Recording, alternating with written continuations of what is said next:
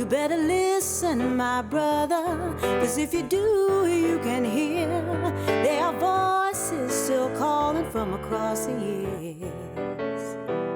And they're crying across the ocean, they're crying across the land, and they will until we all come to understand. None of us are free, none of us are free, none of us are free, and one of us is chained. None of us are free, none of us are free, none of us are free, none of us are free, and one of us is chained. None of us are free. There are people in darkness. Welcome to the Labor Radio Podcast Network Livestream, which happens every Wednesday night. I'm Tanya Hutchins with the Machinist Union's Activate Live webcast, and my co-host today is Jeremy Waugh. My guest is going to be Charlie Flemming, the Georgia AFL CIO president, to talk about the all-important Georgia runoff Senate race. But I'm going to turn it over to Jeremy to introduce himself and his guest. Thanks, Tanya. My name is Jeremy Waugh. I'm the host of the Break Time Breakdown podcast affiliated with Smart Local 110 out of Louisville, Kentucky. And in the second portion of tonight's event, we will be joined by Eli Baccus. He's the Director of Organizing for Smart Local 33 out of Ohio. But before we do that, here's some solidarity news from Radio Labor. Evan, you want to go ahead and roll that tape? This is Solidarity News on Radio Labor. This is a Radio Labor report recorded on Monday, December 7th, 2020. I'm Mark Boulanger. One of the lessons that has come out of elections in the UK and the United States is the rise of the far right. In Britain, it has resulted in the country breaking away from the European Union and demanding that it be able to implement labor policies inferior to the EU. In the United States, the fascist presidential candidate Donald Trump received 47% of the vote. Some 74 million people voted for more of Trump's far-right actions. In response to the ascent of the far right, the British Trades Union Congress, the TUC, has released a major report entitled The Rise of the Far Right, Building a Trade Union Response. It was introduced in a recent webinar by TUC General Secretary Frances O'Grady. She started her presentation by recalling her participation in a webinar with the AFL CIO, the largest labor federation in the U.S. One of the most moving parts was when we heard how, when the far right were intimidating people at polling stations, how the AFL-CIO put out a call to unions, and trade unionists went down to the polling stations and defended working people exercising their right to vote. And I found that really moving, because ultimately, to me, this is about democracy and about the trade union historic fight for democracy and those who oppose us. And democracy for us, of course, is not just political, it's economic too. And defending working people's right to a voice, I think, is at the heart of our opposition to the far right. We do have that incredibly proud record of taking on the far right. You know, you look back through the 20th century, from Cable Street to the anti-apartheid struggle to marching on the streets. But I think we do need to recognise that we're dealing with a different beast. Many of the features like anti-Semitism and racism are familiar, but there are more subtleties, I think, to this new 21st century beast that we need to acknowledge, not just racial supremacism or national supremacism, but gender supremacism too. You know, we've seen that in the far-right money behind some of the anti-abortion struggles.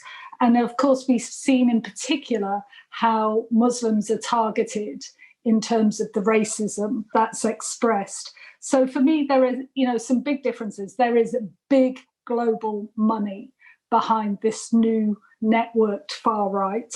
There is a big online presence, And we know that online is fertile territory for conspiracy theories, for analysing who is more susceptible to those sorts of messages and being able to target them. And people will be familiar with my self-criticism of the movement that we have underinvested in online comms and mobilisation, although we have seen since the pandemic a big shift towards digital trade unionism, not as a substitute for face-to-face, but my goodness me, do we need to invest big time to be able to even match, never mind surpass, the reach of some of these ugly organisations. And thirdly, of course, that spread to the mainstream. I think it's also worth drawing on this report to think about what the unique value, what's the added value that the trade union movement offers in a way that nobody else can, because we've got to be pretty hard-headed about where our priorities lie and where we can make the most difference. I would say we sometimes underestimate the importance of our convening power, the fact that we can get people into a room, the same room, in a way that nobody else can, whether that's locally, nationally, or globally. And that's it, international labor news you can use. You can find our features and daily newscasts at radiolabor.net. Thank you for listening. And remember, it's all about global solidarity.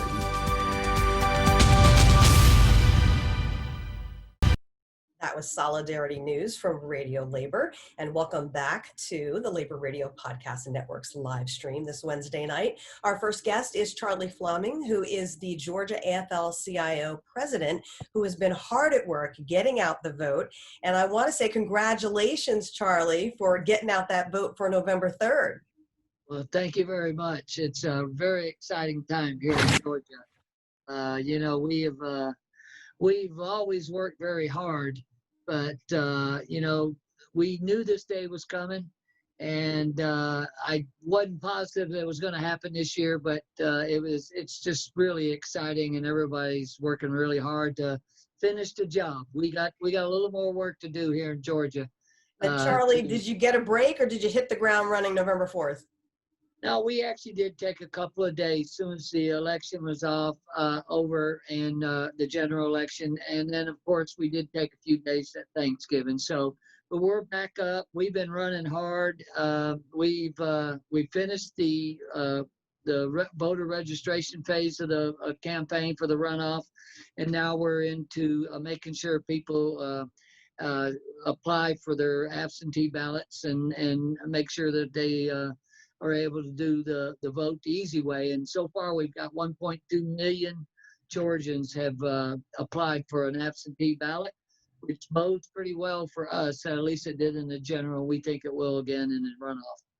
Now, you mentioned the Monday deadline for registration, so now you're moving forward with the absentee ballots. I know a lot of union members are phone banking out of state, including machinist union members that I work with. What is happening on the ground right now with union members that are still helping to get out that vote? Well, before I start that, I just let you know, I'm also a machinist. I've been a machinist for 40 years, and I happen to be with our international president in Atlanta on Saturday night, Brother Bob Martinez.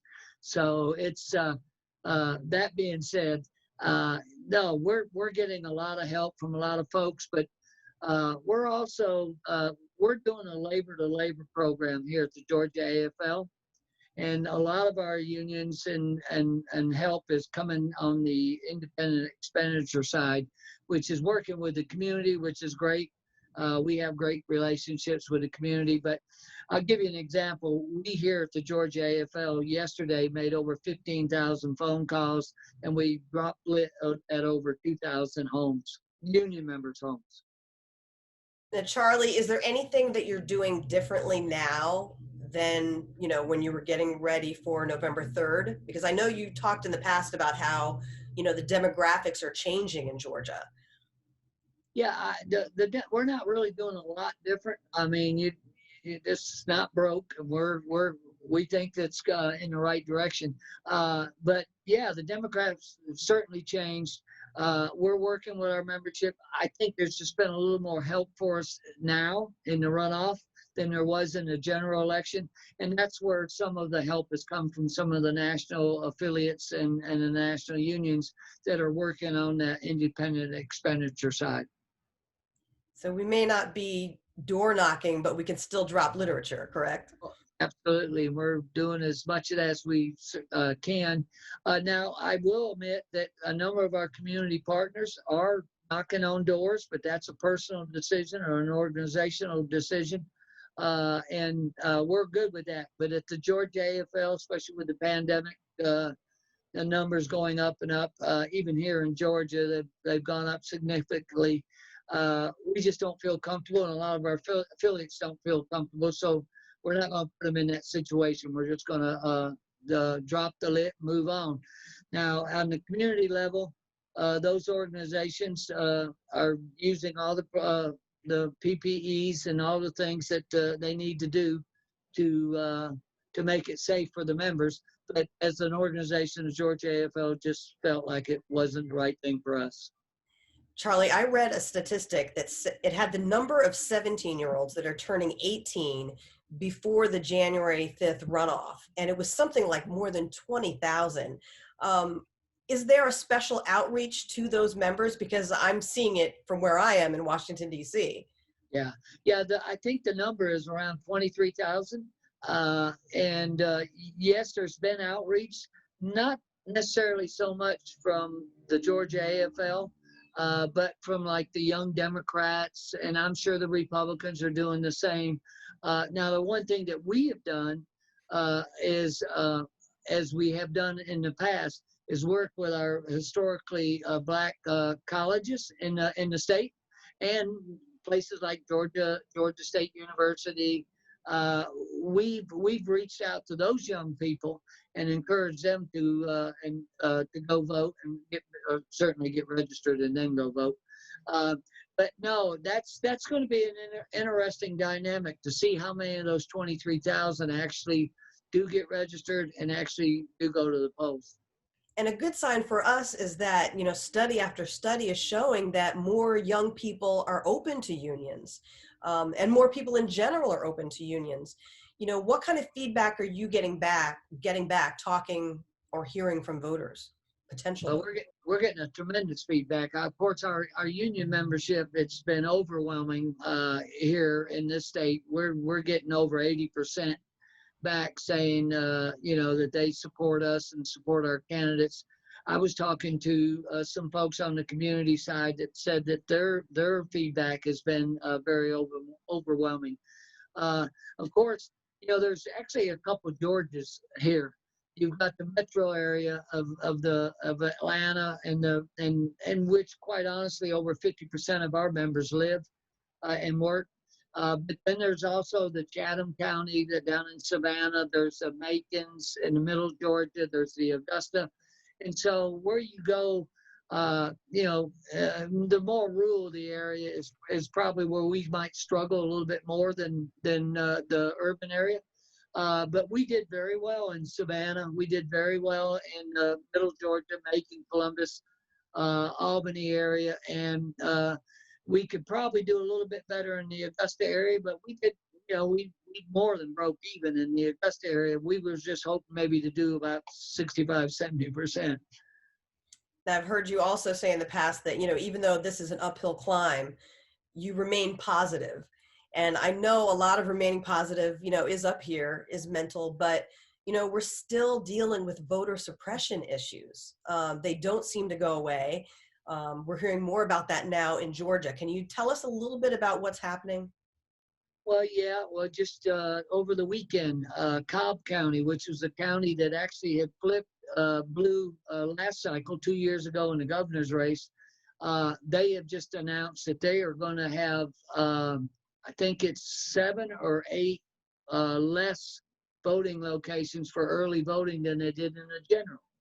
And they've been questioned about it, and they're saying they just don't have the staff, and they're trying to do the responsible. But keep in mind, Cobb County is not run by the Democrats or whatever. I mean, it's been historically been a red county, and it just recently flipped both for Stacey Abrams and for Joe Biden. So those kind of things are going on and will continue to go on. And that's where most people nationally probably have heard now of Stacey Abrams, who's our endorsed candidate for governor a couple of years ago and a good friend of labor. She started an organization called Fair Fight. That's one of the areas where we stay in our lane, and that's their expertise is voter suppression and stuff. So we work with them, but they sort of drive a number of community groups and the labor movement and keeping us updated on what's going on when it comes to voter suppression and those kind of issues. Take us through what message you're sending out, whether it's knocking on doors or dropping that lit. Talking to Georgia voters right now, what do you want them to know as we get closer to January 5th? Well, this is actually an opportunity to take back our country for the working man and working woman. There's so much at stake in these two elections. If it's a 50-50 Senate, obviously with the Democrats now in the White House, Vice President Harris will be able to be the deciding vote. That being said, you'll have things like the PRO Act, which is something that the labor movement has made obviously a priority because it does away with so many things that have hurt workers in this country over the years, whether it'll literally do away with right to work. It will also do away with the misclassification of workers. It's going to do so many things to level the playing field for workers in this country, and certainly in the South, where, as you know, and y'all know that, that's how a lot of these bills and a lot of these things that we now have to deal with in this country, they all started pretty much in the South because they could do it in the South. And then they tried to force it on Pennsylvania or force it on Illinois. And so this is a huge, huge deal. And that's why it's so exciting and important for us as folks in the southern region. If we can actually level the playing field for working families in this country by electing these two senators, that people that really do care about workers and working families, I think it'd be terrific. I think that's one of the biggest challenges is just passing along to people, whether they have voted before or not, just how important this election is and how it can affect their lives. Yeah, absolutely. And we're also telling them that, let's be honest, Kelly Loeffler was appointed. She wasn't elected.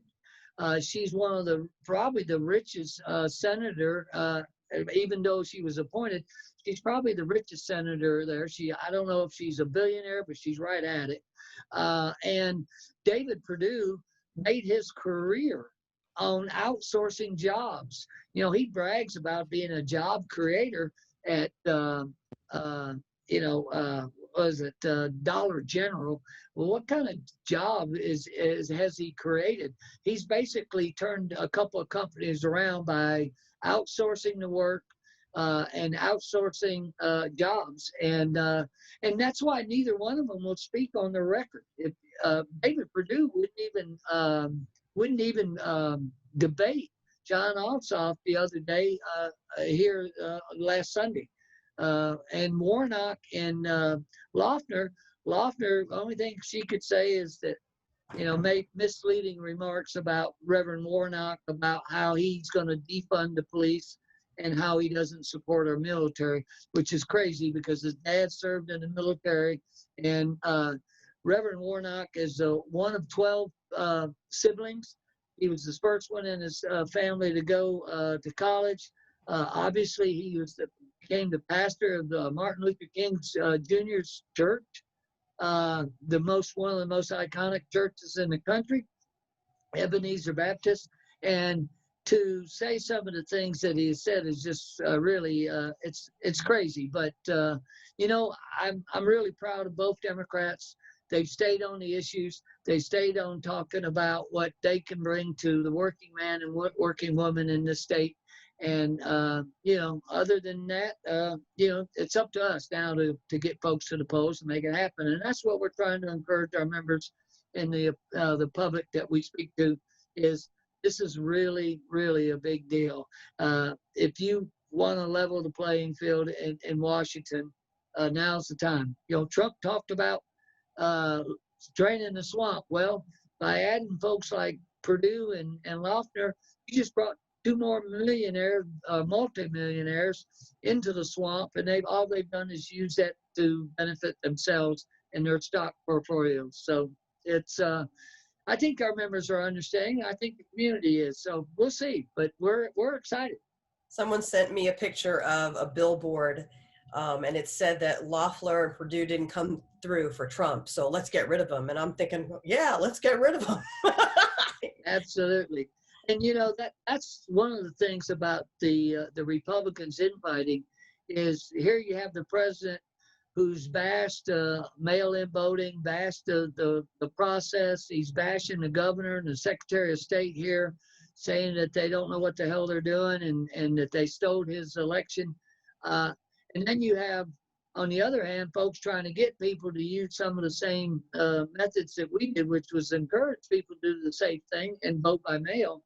And so who knows? Hopefully that all this infighting will keep a number of Republicans from going to the polls. And I know we're working extremely, extremely hard to try to get our members back to the polls. And I think people are energized, and I think we're going to pull this thing out. It's going to be real close again. So it might be 3, 4, 5 days before they get done counting the votes, but I think we got a shot. Well, before we go, Charlie, I just want to give Jeremy, my co-host, a chance to ask you a question or two if there's something on his mind. Absolutely. Yeah. So one thing I'm wondering, and you kind of touched on it just a second ago, where you said that you feel like there's a lot, people are energized right now, and that was my biggest question coming off of the presidential election, which was, I mean, it seemed like we've been working towards that election for over 4 years. To me, it's how it seemed, and then it all kind of crescendoed into no real answers for a drawn out period, and it's just, I mean, it's really still not finalized. There's still all kind of fighting going on, and you all had to move right into the special runoff election. And are you sensing any kind of like drain from people, or any kind, like, are people just like walking away like done? Right. I think there was initially some voter fatigue, if you will. Yeah. One of the things that we made decisions we made as an organization was that's the reason why we did take that break after the election and a few days around the Thanksgiving holiday, is we did want to give folks a break. But right after the Thanksgiving holiday, we got back and hitting it hard. And, the response has really been great. I'll give you an example. Today, there was a rally, Get Out the Vote rally, just literally across the expressway from where I'm sitting right now at the IBEW building in Atlanta in our offices, where they had 500 people show up to a rally where they had to sit outside. And the weather today was like, 3 degrees here in Georgia. It was pretty cold. And they were distanced. They had chairs set up for people. You had to sit in the chair. They had the mask and all that. And again, there was 400 people there. And I know this Friday, which is 2 days from now, we're going to be doing a rally with both of our candidates here at the IBEW building. It'll also be out in the parking lot, and we've been getting calls, and we just purchased 10,000 union signs that said this union family supports Warnock and Ossoff and the Georgia AFL, and we got the first 2,000 in today, and I believe over half of them are gone already. I mean, people are just walking in and say, I want to sign. So people are excited. I think they sense the opportunity to really change this country and change the country for working folks. And so therefore they're extremely excited, and that's all we can do is do the best we can. So I'm excited. Charlie, one last thing before we break here. Where can people go to follow the work you all are doing? Can they follow you on Facebook or a website that we can direct them to? AFL's Facebook page. They can go to the our website is we've been having some issues with it, but you can go to the Georgia AFL's Facebook page. We're on Twitter. We're on all those things. I'm not the one that will lead you there, but we have a great team here. We have a terrific political coordinator, a lady named Hannah Perkins, and then our secretary treasurer, Yvonne Robinson, do great work. And, that's what's really been overwhelming to me is the support and the offers of my brothers and sisters around the country to help us. They know the work that we put into this election cycle, and they want to help us get to the finish line. And it's not a matter of anything more than supporting brothers and sisters in the labor movement and trying to give the middle class back to working folks. Awesome. Well, thank you so much, Charlie. We really appreciate you joining us in this effort and getting that word out there. So you have a good rest of your evening. Stick around if you want and enjoy the rest of the show. And maybe you can join us for the free-for-all once we're done with the second half. Well, I'll be honest with you. I'm probably going to have to leave, but I appreciate Jeremy and Tanya for inviting me. And you guys do a great job on this show. I've been on a couple of times, and I know the labor movement around the country certainly thinks the world of the work that you guys all been doing. And again, I just appreciate the opportunity to be here. And so have a great show, and we'll see you soon. Hopefully we'll talk after we win this thing. Awesome. Will you keep up the good work, get some rest, and keep fighting a good fight?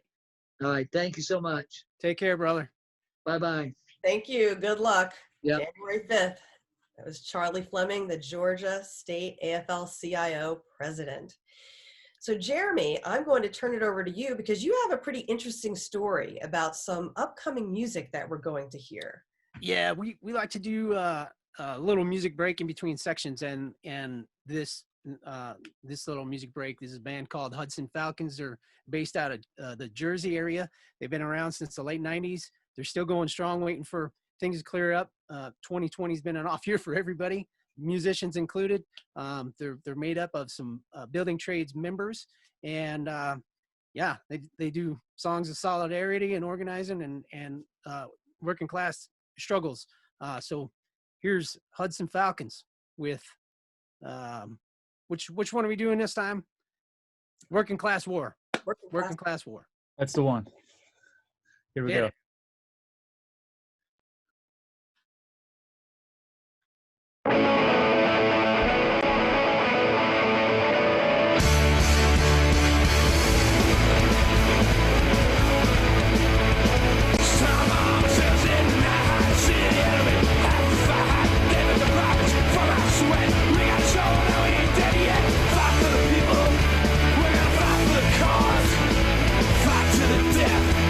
It's a working class.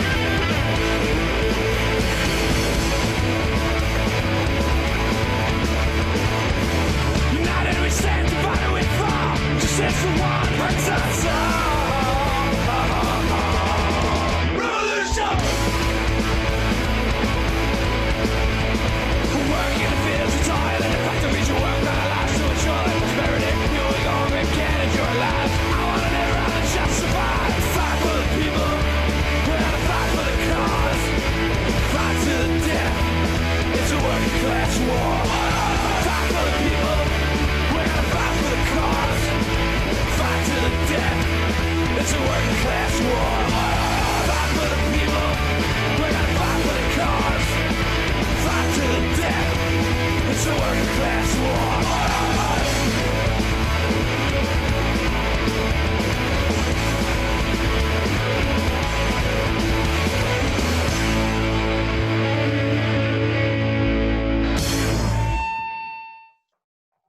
All right, welcome back, everybody, to the Labor Radio Podcast Network live stream here on Wednesday night. Our next guest is Eli Baccus. He's the Director of Organizing for Smart Local 33 out of Ohio. I would tell him right where you're at, Eli, but I don't want to give away your undisclosed location. How you doing, brother?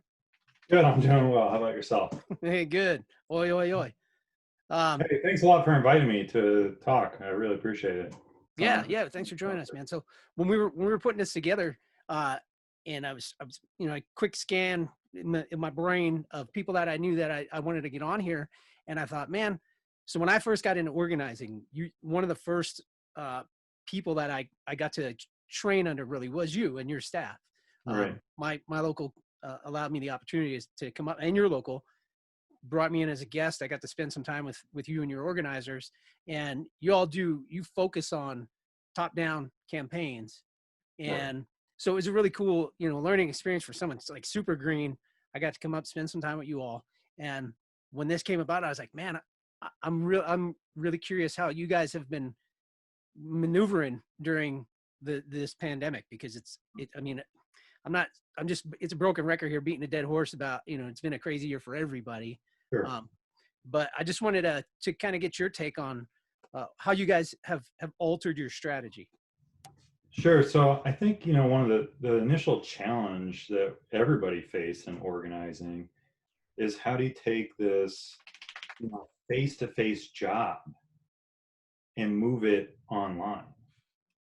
Because, the unions are there to protect workers, including staff.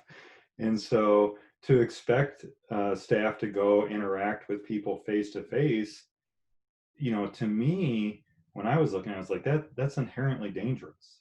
You can't go to a worker that you're meeting with and talking to and say, hey, buddy, you mind putting you covering your nose with your mask, or, a contractor or and that in itself, just the wearing of masks now is such a contentious issue and is so politically divided that, when we were looking at this in March, when this all went down, it was like, what are we going to do? We still have an obligation to do our best job to organize for the members. And how do we do that under these new constraints? And so, luckily for us, as Jeremy said, we're a top-down, we specialize in top-down organizing. And, for listeners that don't know what that is, we're in the construction industry, we're allowed to go to a contractor and get them to sign our collective bargaining agreement. We do not have to have the workers' support to get a contract. And so that we can do it that way, just like every other union out there that's non-construction, but we're not required to. And so we also do pressure campaigns, but our primary focus is on top-down, and it's just get an ADEF pre-hire agreement. And so in years past, what we had done as a staff is we would drive around our jurisdiction, which covers Northern Ohio and West Virginia. So it's a big area, and try to talk to contractors that are within our trade jurisdiction and try to get them to understand the benefits that a unionized workforce brings to them economically. And I know that there's criticisms out there of that approach because they think it doesn't empower the workers, but I think they're really two separate issues. So in my mind, showing a contractor how they can increase their revenue and strengthen their markets is one side of the equation. The other side of the equation is, once we get enough market share in those areas, we can really demand higher wages because we control the market. So it's two sides in my opinion of the same coin. So in years past, we'd drive around, knock on doors. There would usually be two staff members in a vehicle. So going in, talking to the receptionist, trying to get a meeting with the owner. So that to me raises 3 red flags right there. You don't want to be in the same vehicle as somebody that's not your family, right? You certainly can't do that now with you. I mean, rolling down the windows, driving down the highways is not fun in the wintertime. And then you're going in, you're talking to the receptionist, if you can get in, if they're even allowing people in the building, and then meeting with the owner too. You're going to sit down for hours potentially to explain to them these benefits in their office where, I mean, if they don't want to wear a mask, what are we going to say? Right. So all the variables, like you said, and not only the mask part, but the social distancing. So there's an air of it's not personable. You know what I mean? So you're trying to make a connection, like a human connection, but you got to maintain these distances. You got to have coverings on. Like you said, if you can even get in there. Right. Yeah. They go to shake your hand, you pull back. Yeah. Hey, you mentioned a minute ago about an 8F contract. Yeah. Right. If people aren't aware of what that is, what exactly is an 8F contract? So Section 8F of the National Labor Relations Act allows unions in the construction industry to get a pre-hire agreement, which means before anybody works at the company, the company can be union. And that is compared to a 9A agreement where you have to get the workers to go through an election or some type of process where they are certified as, or the union is certified as the workers' bargaining choice. unit. Yeah. Workers' choice, really. Right on. And 8F says basically you don't have to have the workers' choice. Yeah. Tanya, I apologize, Eli. I'm joined by co-host Tanya Hutchins. You hopped in towards the end of the first half there, right. Where she was kind of taking the lead, and then being an old caveman over here, I just jumped into my part and just wanted to hear myself talk. But I wanted to open up and see if Tanya had anything to add here. Yeah, what are you hearing from people? Because I know in different areas of the country, there are people who are really compliant with mask wearing and it's not a problem. And then, what advice do you have for people who may run into issues when they're trying to get out there and organize? What do you say to them to get them to not give up on the organizing effort? Right. So, I mean, you can make a lot of phone calls and you can make connections that way. And I think that's probably the best, safest way to do it now. And it really helps out because a lot more owners are in the offices now, and some of them have been down staff, so they might be personally answering the phone. So if you're going through that approach, it hasn't slowed us down any bit. But one of the things I was going to say is we ended up going a slightly different direction with how we're making contacts with people. That seems to have worked out a little better for us. But I know that owners are personally answering phones now. They have more time sometimes to talk, especially back in March, April, May. They had nothing to do. They were, you want to talk to them? Oh, sure, I'll talk to you. No problem. Even outside of work, like it's not like you could go anywhere or do anything. So people are looking for something to break the enclosed monotony. Yeah, sure. Right. You and I had a conversation. I don't remember if it was today or yesterday. I think it was yesterday. To touch on something that you had recently said, you all do pressure campaigns, and you had a real interesting view. You're not doing them right now. You kind of shut them down. And I was like, man, I didn't consider this when you said it until you said it. Right. So, I mean, a lot of times, when we're doing pressure campaigns, we're looking at trying to connect with the community on an issue and get the community to put pressure on our target for us.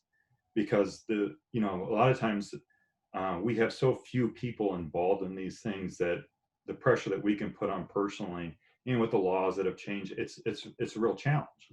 So when I look at how am I going to get the community involved in this campaign, and then I think about the 30 million people that are out of work, right? Like, is the fair pay message really going to sell these people? You know? Yeah, it's hard to rally troops behind something when you're like, well, these guys are working at least, and you're out here trying to shut them down. Yeah. Right. Yeah. And then, 285,000 people have died. What, I mean, like in those sort of dynamics, in that context that we're in, it's really hard for me to go out there and try to pressure somebody to like pulling a group together. To stand outside. Yeah, right. Then we're like, let's get, 20 members out here. Yeah, and try and get the community to see that they're the bad guys. Really, they're the bad guys, I promise you. Yeah. Right. Yeah, so we just haven't, we're not doing them. I mean, a lot of times in the past, we've done social media, sort of like handbills on social media, because it's, I mean, when you walk down the street, I mean, everybody's, looking at these things and, taking your handbill if you're out there picketing or bannering, you might get a honk, but everybody's looking at Facebook all the time. Yeah. So, man, I was just telling someone the other day, like we still use mail, and I'm sure you guys do too. We use the regular mail system, but I mean, you got members throwing benefit cards away because they just see an envelope and they just throw it in the trash. Yeah. And next thing you know, I need my health card or my prescription card, and oh yeah, I must have thrown it away. Like, people just aren't looking at that stuff anymore. So you gotta hit them with what's available to you. Right. Yeah. So with pressure campaigns, we're not doing them right now. We haven't. I mean, I'm not saying it's totally off limits. It's just we come across somebody that's compelling enough, and we got the right issue that I think would really cut through, the reality of a pandemic in America. Yeah. So, so yeah. So you guys, I know you guys had to cut down on your staff and yeah. So when we looked at it, that's probably been the biggest single change, is that we had a staff of 5, and we had been as high as 9, not in the last few years, but looking at just the actual workload that we had available to us. I had to make the decision to lay off staff, because I just couldn't justify spending the members' money on, what was essentially 3 people's work with 5 people, and I know that we are trying to protect people, and it's our job to protect, workers' jobs, but, we also had to look at it as it's a financial expense that it's just not right to expect the members to pay. Current time. So that was a hard decision to make, but I still think it was the right decision. Yeah. Tanya, I'm not trying to hog all the airtime here. It's totally okay. Just listening to Eli made me think, like, how are you going through the fact that you had to lay people off, and the fact that you're going through a pandemic too? Like, how are you doing? I mean, my wife says that, like, I'm a shut-in now, but I mean, my motto is sort of WWFD, what would Fauci do? So, right. Yeah. Good. That's a good lighthouse to let lead you for sure. Right. Compared to what's out there, man. I mean, I can't wait to get back to normal. Right. I can't wait to be able to go out and talk to, workers and contractors again, face to face. And, now it's my 2 kids are at home, and my wife works from home, and I work from home. So that's a lot. It's a lot of people working from home. But, to me, it's just like, when I think about it, I'm just so blessed to still be working, that, and thankful that I have the position I have, that I try just to keep that in perspective, is that, it could be so much worse. And my heart goes out to the people that are laid off. And, one of the guys that I laid off, he's super nicest guy in the world. And he says, man, that must've been a really hard decision for you. Right. And I was like, Tony, you're the guy getting laid off. I felt bad for you. Yeah. Right. Like, I feel terrible. Yeah. I got to spend time. He was one of the fellas I got to spend time with when I came up. So I knew exactly who you didn't have to say a name. I knew who you were talking about. Yeah. I mean, he's the nicest guy ever. Yeah. And, yeah. Hey, Eli, are you involved with like the other trades in your area, like organizers with the other trades, or do you just kind of like zero in on sheet metal? Do you have a feeling of like what other associations are doing when it comes to organizing right now? So yes, I'm just zeroed in on sheet metal. But from some of the other organizers I know, they don't seem to have really changed what they do, which to me is crazy. That's crazy. Yeah, I agree. But I agree.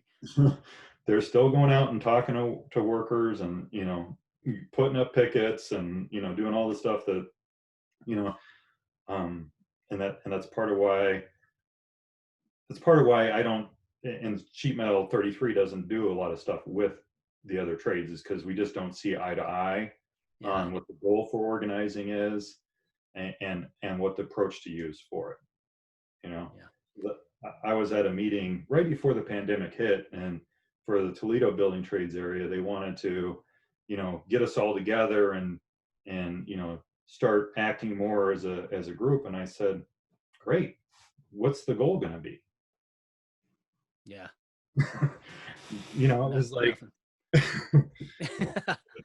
well, I don't know, but let's move past having a goal and let's just get to what we're going to do. And I was like, no, I mean, if we have a goal and it's clearly defined, and we all agree to it, I'm fine with that. Or maybe 50% of us agree with it, but, and so that's just one of the reasons that we don't operate in tandem a lot with it. And then there's other things like trade jurisdiction. Our closest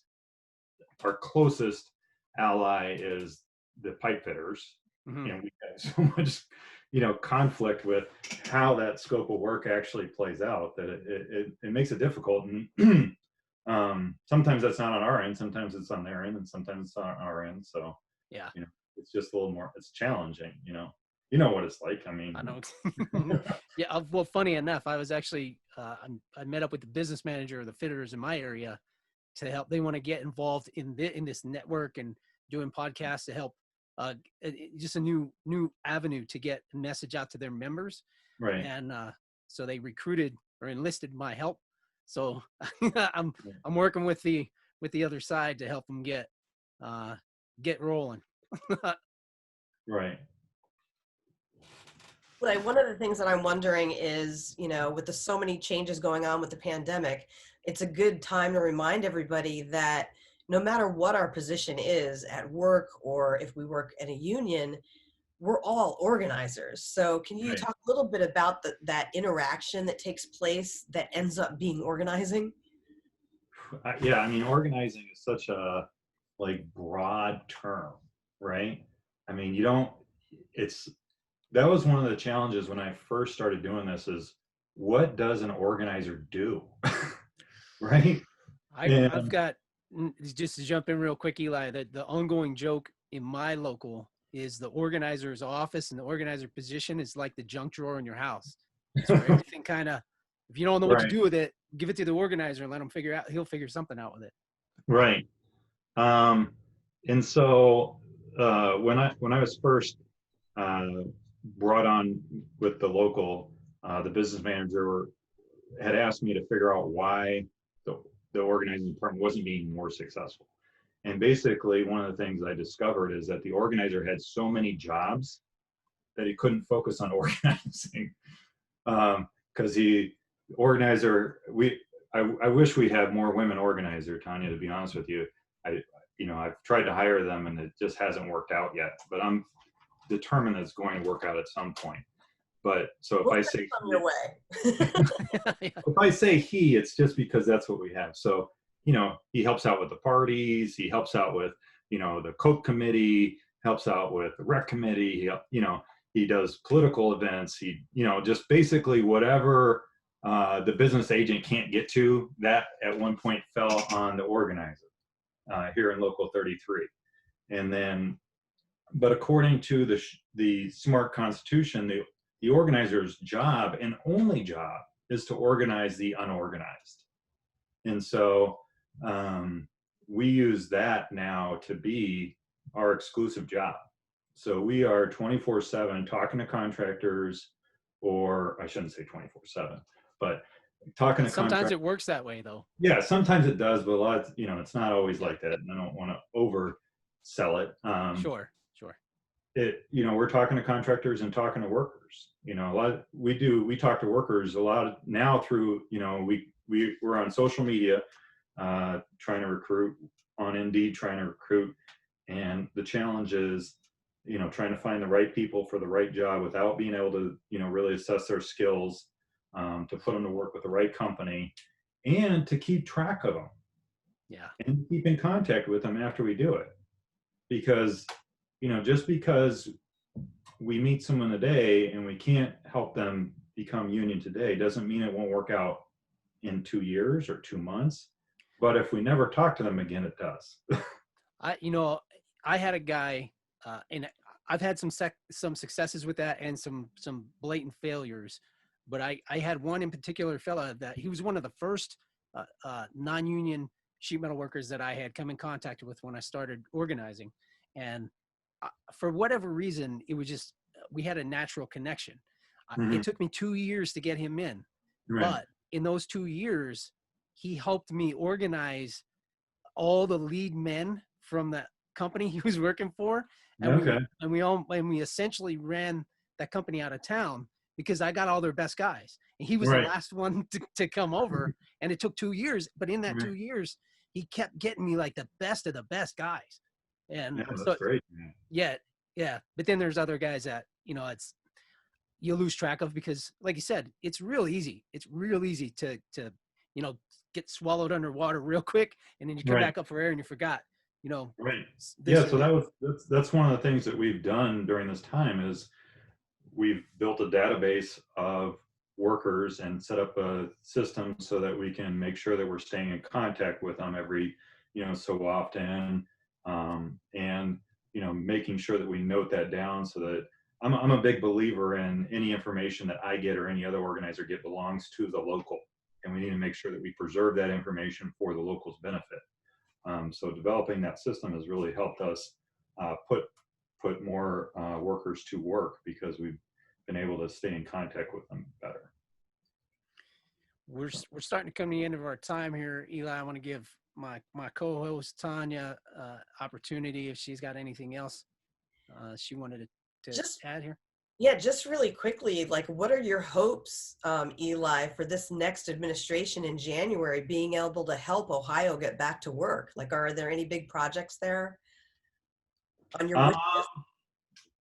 I'm gonna be honest with you, since we only exclusively focus on the non-union, the project side of things for us is on the agents, and it's just not something that I focus on too much.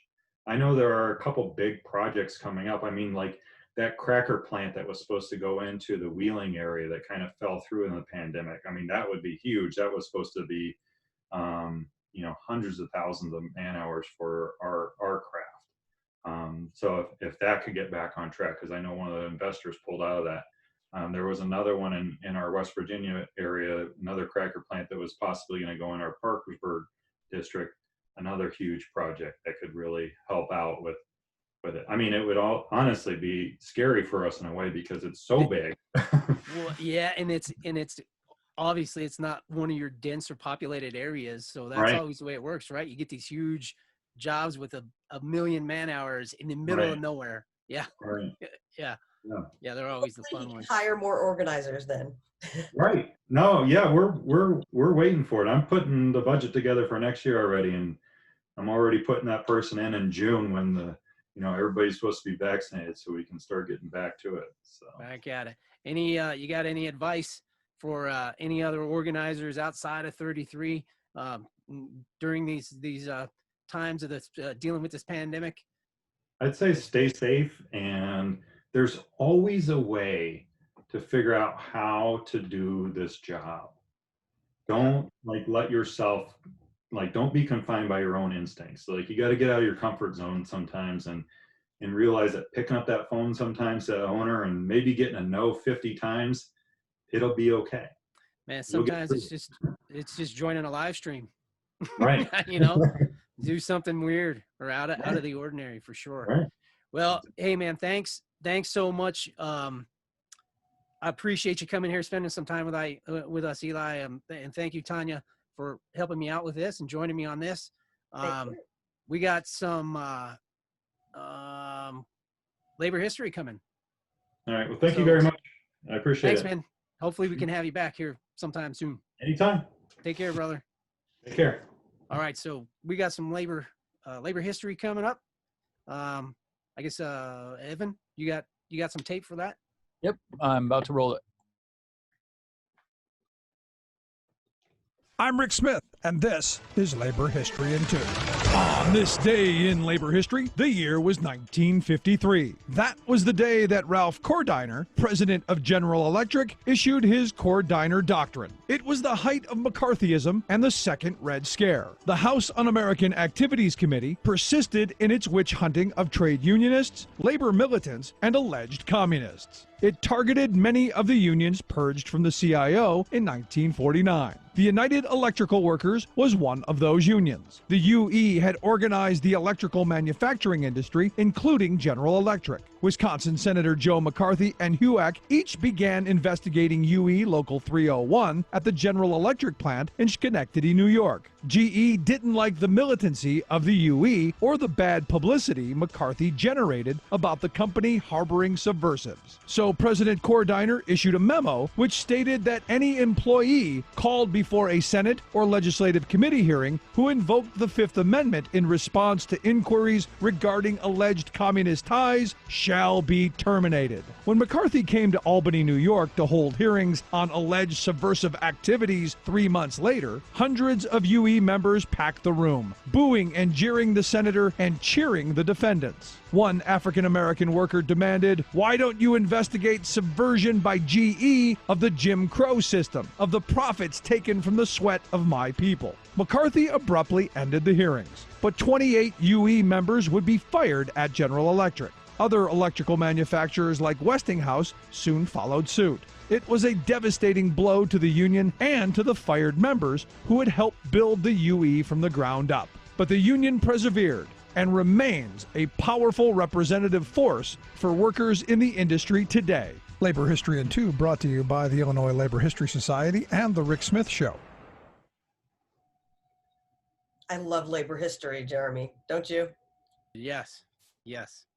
There's so much we don't know, and every day I learn something new. So I'm just fascinated by the past, and we have so much to learn from history because we don't want to repeat it. And unfortunately, it seems like we are repeating all the mistakes from the 1918. Well, you know, as hard as you try, though, I think it's unavoidable. You know, I mean, things just tend to go in cycles. It's the ebb and flow of the universe, you know, and so it's important to know what you're getting into, though. You know, that's the way I view it. Like, I know it's coming, so I'd rather be prepared for the next time it comes around. If it happens while I'm still here, you know, just to be aware of what I'm in for. And now we just need to get them to teach that labor history in the schools. You know, again, things come full circle, you know, and it was mentioned earlier with Charlie, during your conversation with him, people are more open to unions and labor now. It's not such a taboo. It's starting to become more prevalent. Like, our voice is growing. Things like this network are building up, and yeah, I'm really excited about what's happening. Scary stuff, but some good stuff happening too. So just before we go, I wanted to thank anybody that tuned in. Share this around, and if there's the video is going to be available for people to watch at a later time, so you can check it out when you want. Thanks to our guest, Charlie Flemming, the president of the Georgia AFL CIO, my co-host, Tanya Hutchins, my bad. Tanya Hutchins, our other guest, Eli Baccus, the director of organizing for Local 33. And of course, Jeremy Waugh, Break Time Breakdown podcast out of Louisville, Kentucky. And join us on Wednesdays. This is going to be our thing. We're going to get together on Wednesday nights. We're going to have some labor talk and some fun discussions. So join us. Thank you all.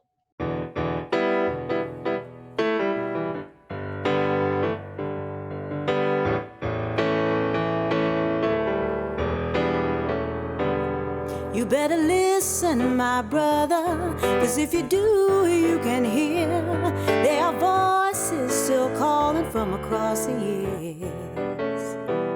And they're crying across the ocean, they're crying across the land, and they will until we all come to understand. None of us are free, none of us